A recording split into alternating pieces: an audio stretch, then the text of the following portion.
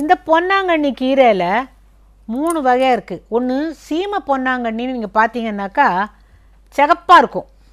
இன்னொன்று நாட்டு பொன்னாங்கண்ணிக்கு இது பாருங்கள், இந்த இலை இப்படி இருக்குல்ல, இப்போ இப்படி இருக்குல்ல, இதில் எதிர்த்து வரும், எதிர்பக்கமாக ஒரு எதழ் மாதிரி வரும். அப்படி வந்துச்சுன்னா அது நாட்டு பொன்னாங்கண்ணி.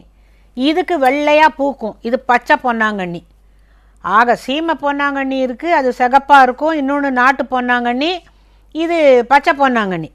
சரி, இதை என்ன தான் செய்யறது அப்படின்னா, உடல் எங்களுக்கெல்லாம் ரொம்ப ஊழச்சதை போட்டிருக்கு, அப்படி நல்லா விருங்குன்னு இருக்கணும் அப்படின்னு நினச்சிங்கன்னா பொன்னாங்கண்ணி கீரை மிளகு உப்பு போட்டு நல்லா முணுக்கி 2 உருண்டை சாப்பிட்ணும்.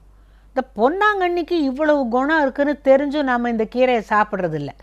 நம்ம நாட்டு கீரைகளுக்கு ஈடு வேறு ஒன்றுமே கிடையாது.